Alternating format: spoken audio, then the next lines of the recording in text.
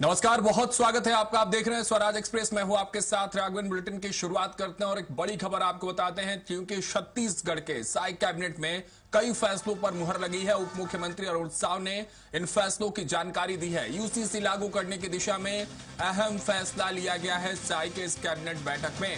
महिला सशक्तिकरण के लिए सरकार का बड़ा फैसला, जहां यूनिफॉर्म सिविल कोड लागू करने समिति गठन करने का निर्णय लिया गया है। वही रंजना प्रकाश देसाई की अध्यक्षता में यूसीसी ड्राफ्ट की कमेटी बनाई जाएगी। छत्तीसगढ़ में पारिवारिक विवादों में अलग अलग पर्सन लॉ लागू है, इसे एक रूप करने, यूनिफॉर्म सिविल कोड के लिए पहल और महिलाओं के नाम पर होने वाले भूमि रजिस्ट्री पर 50% की छूट, सेवारत भूतपूर्व सैनिकों को 25 लाख की संपत्ति खरीदने पर रजिस्ट्री में 25% की छूट, गौड़ खनिज नियम 2015 में संशोधन, खरीफ सीजन के उर्वरक की उपलब्धता और रसोई गैस की आपूर्ति को लेकर भी चर्चा हुई। रंजना प्रकाश देसाई की अध्यक्षता में यूसीसी ड्राफ्ट कमेटी बनाई जाएगी। पीपीपी मॉडल को बढ़ावा दिया जाएगा। उद्योगों के लिए नए अवसर छत्तीसगढ़ में अब खुलेंगे।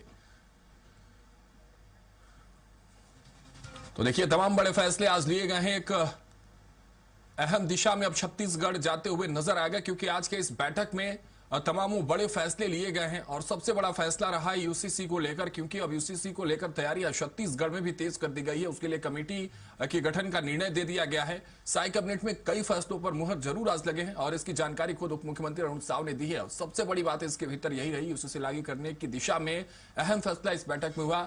महिला सशक्तिकरण को लेकर लगातार सरकार काम कर रही है, इस दिशा में भी बड़े फैसले लिए गए। और इसके साथ ही आपको बताएं, रंजना प्रकाश देसाई की अध्यक्षता में यूसीसी ड्राफ्ट कमेटी बनाई जाएगी, इस बात का भी निर्णय लिया गया है। और साथ ही छत्तीसगढ़ में पारिवारिक विवादों में जिस तरह से अलग अलग पर्सन लॉ लागू है, इसे एक रूप करने के लिए भी सरकार प्रतिबद्ध होते नजर आ रही है। हमारे सहयोगी दिलीप साहू जुड़ रहे हैं। दिलीप साहू का रुख करते हैं, सीधे रायपुर से जुड़े हमारे साथ हमारे संवाददाता दिलीप। देखिए, बड़ा दिन रहा आज छत्तीसगढ़ के लिए। यूसीसी की बात हुई इस बैठक में, महिला सशक्तिकरण को लेकर बात हुई, तमाम रजिस्ट्री को लेकर बातचीत हुई। लेकिन मैं चाहता हूं विस्तार से आप जानकारी दें कि ये कैबिनेट जो आज सीएम साई की अध्यक्षता में हुई, उसमें क्या कुछ महत्वपूर्ण रहा छत्तीसगढ़ के लिए? जी बिल्कुल राघवेंद्र, छत्तीसगढ़ में एक बड़ा कदम उठाया है, खास करके समान नागरिक संहिता यानी यूसीसी को लेकर। और यह कदम आज कैबिनेट की बैठक में लिया गया बड़ा फैसला है। और इसमें खास करके यूसीसी यानी समान नागरिक संहिता को लेकर एक प्रारूप तैयार करने के लिए एक उच्च स्तरीय समिति के गठन करने को लेकर मंजूरी दे दी है। और यह रिटायर्ड जो जस्टिस है रंजना प्रकाश देसाई, इस कमेटी की अध्यक्षता में, उनकी अध्यक्षता में यह कमेटी बनाई गई है।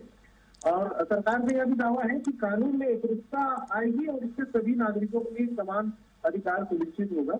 और इस पूरे मामले को लेकर आज कैबिनेट में विस्तार से अरुण साव जी डिप्टी में उन्होंने बताया कि राज्य में फिलहाल विवाह, तलाक, उत्तराधिकार और पारिवारिक मामलों में अलग अलग धर्मों के अनुसार अलग अलग कानून लागू है। ऐसे में अनुच्छेद 44 की भावना के अनुरूप एक समान कानून बनाने की दिशा में यह बड़ा कदम माना जा रहा है। और कैबिनेट के फैसले के मुताबिक रंजना प्रकाश देसाई की अध्यक्षता में यह गठित कमेटी नागरिकों, संगठनों और विशेषज्ञों से सुझाव लेकर यूसीसी की ड्राफ्ट तैयार करेंगे। और बता दें राघवेंद्र, यही कमेटी रंजना प्रकाश देसाई की कमेटी उत्तराखंड में भी ड्राफ्ट तैयार की थी। उत्तराखंड में जो अभी यूसीसी लागू की गई है, उसकी ड्राफ्टिंग इसी कमेटी के माध्यम से की गई थी। तो ये कहीं ना कहीं ये बातें कही जा रही है। जिस तरह से कांग्रेस ने ये फैसले के बाद एक सवाल भी खड़ा किया है, कांग्रेस के प्रदेश संचार प्रमुख सुशीलानंद शुक्ला ने कहा है कि इससे आदिवासी हितों पर कुठाराघात होगा। इस तरह से सवाल उठाया है कि छत्तीसगढ़ में 25% आबादी है और ऐसे में जो पेशा कानून और पार्टी अनुसूची यहाँ लागू है उन क्षेत्रों में आदिवासी हितों पर इसे डकैती बताया और कहीं न कहीं एक आशंका जाहिर की है कि अगर यह कानून लागू होता है तो आदिवासियों की जमीन को उद्योगपतियों को दे दिया जाएगा। इस तरह की आशंका जाहिर की गई।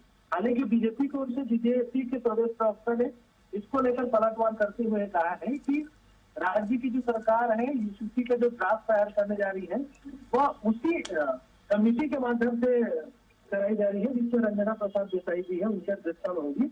और उन्होंने ये भी कहा कि क्योंकि ये उत्तराखंड में पहले ही ड्राफ्ट तैयार कर चुके हैं, वो वहां पर आदिवासी समुदाय और उनकी संस्कृति के कानून के अंतर्गत नहीं आएगी उस ड्राफ्ट में। उसी तरह छत्तीसगढ़ में भी इस तरह की कोई चीजें नहीं होगी। और उन्होंने साफ तौर पर कहा कि कांग्रेस अपनी तुष्टीकरण की राजनीति के तहत उसी छद्म रूप से आदिवासी समुदाय का नाम लेकर समुदाय विशेष की हितों की बात कर रही है। बिल्कुल, इस अब तरह तैयारी से हालांकि इसको दिलीप लेकर जरूर राजनीति भी थी। तैयारी शुरू हो गई है। अब फैसले की बारी देखने वाली बात होगी कि किस तरह से यूसीसी को लेकर जो कमेटी बनाई जा रही है, ड्राफ्टिंग के बाद आखिर इस फैसले के बाद कैसी तस्वीर छत्तीसगढ़ की नजर आती है। फिलहाल बहुत शुक्रिया दिलीप, हमारे साथ जुड़ने के लिए, तमाम जानकारी आपने साझा की। तो देखिए, छत्तीसगढ़ भी अब उसी लिस्ट में शुमार हो जाएगा जहां उत्तराखंड, गोवा, गुजरात में यूसीसी पूरी तरह से लागू हो चुका है। मध्य प्रदेश में इसकी तैयारी, और इसी के तर्ज पर छत्तीसगढ़ में भी सरकार अब यूसीसी को लेकर तैयारी करने की बात कर रही है। और छत्तीसगढ़ में भी शायद सरकार जो है अब तैयार है, कमेटी बनाई जाएगी, उसमें ड्राफ्टिंग कराई जाएगी और उस ड्राफ्टिंग के बाद छत्तीसगढ़ में भी यूसीसी को लागू कर दिया जाएगा।